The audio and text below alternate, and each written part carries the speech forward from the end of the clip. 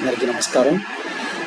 ఇప్పుడు 7వ తరగతి పుస్తకంలోని ఆచరించి చూపాలి అనేటువంటి ఒక చిన్న విషయాన్ని మనం చదువుదాం.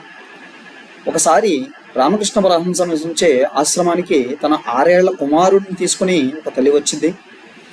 వచ్చి, స్వామి, మా అబ్బాయి ఎంత చెప్పినా వినిపించుకోకుండా పదే పదే తీపి తింటున్నాడు. ఈ అలవాటును వాడితో ఎలాగైనా మానిపించండి అని కోరింది. రామకృష్ణ పరమహంస ఆ బాలుడి వైపు చూశారు. ఆమెతో, అమ్మా, ఒక వారం రోజుల తర్వాత మీ అబ్బాయిని తిరిగి నా వద్దకు తీసుకురండి అని పంపేశాను. వారం రోజులు గడిచారు. రామకృష్ణ పరమహంస చెప్పినట్లుగానే ఆమె తన కొడుకుని తీసుకుని ఆశ్రమానికి వచ్చింది. అమ్మా, మరో వారం రోజుల తర్వాత మీ అబ్బాయిని తీసుకుని మళ్ళీ నా వద్దకు రండి అని చెప్పి పంపారు. 3వసారి ఆ మహిళ తన బాలుడిని తీసుకువెళ్ళింది. అప్పుడు పరమహంస బాబుతో, బాబు, తీపి తినవద్దు అని చెప్పారు. దానికి ఆ బాలుడు అలాగేనంటూ తల ఊపి తినడం మానేశాడు.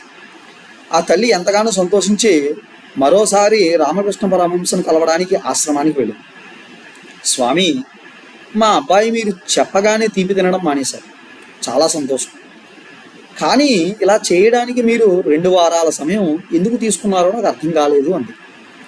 రామకృష్ణ పరమహంస ఆమెతో, అమ్మా, మీరు నా దగ్గరికి మొదటిసారిగా వచ్చినప్పుడు తీపి అతిగా తినే అలవాటు నాకు ఉంది.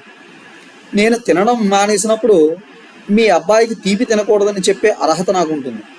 ఆ అలవాటును మానుకోవడానికి నాకు 2 వారాల సమయం పట్టింది. అందుకే అలా చెప్పాను.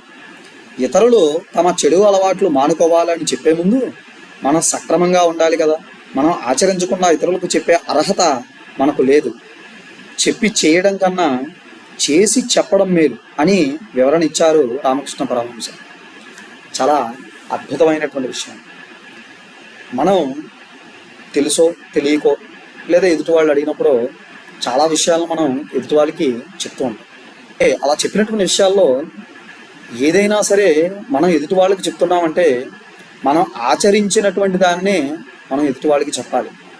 అంతేకాని మనం ఆచరించకుండా ఎదుటి వాళ్ళకి కేవలం నీతులు చెప్పడం అనేటువంటిది మాత్రం సరికాదు. ఆచరణ అనేటువంటిది ముఖ్యము. మనం చాలా గొప్ప విషయాలు నేర్చుకుంటూ ఉంటాం. కానీ చాలామందికి ఉన్నటువంటి దుర్లక్షణం ఏంటంటే నేర్చుకున్నటువంటి వాటిని మనం అమలులో పెట్టలేం. అలా అమలులో పెట్టిన తర్వాత మాత్రమే ఎదుటి వాళ్ళకి చెప్పాలి అని చెప్పి ఇక్కడ రామకృష్ణ పరమహంస గారు చాలా చక్కగా చెప్పారు. ఆ బాబుకి తీపి తినడం మానేయమని చెప్పడానికి, ఆయనకున్నటువంటి అలవాటును మానుకోవడానికి పరమహంస గారికి 2 వారాల సమయం పట్టింది. అలాగే మనం కూడా ఎదుటి వాళ్ళకి ఏదైనా చెప్పే ముందు మనం కూడా అలాంటి అవలక్షణాలు లేదా దుర్లక్షణాలు ఏమైనా ఉంటే మనం మానుకుని ఎదుటి వాళ్ళకి చెప్పేటువంటి విషయాలను ముందు మనం ఆచరించి ఇప్పుడు ఎదుటి వాళ్ళకి చెప్పాలి అనేటువంటి చక్కని విషయాన్ని మనం ఇక్కడ గ్రహించవచ్చు. నమస్కారం.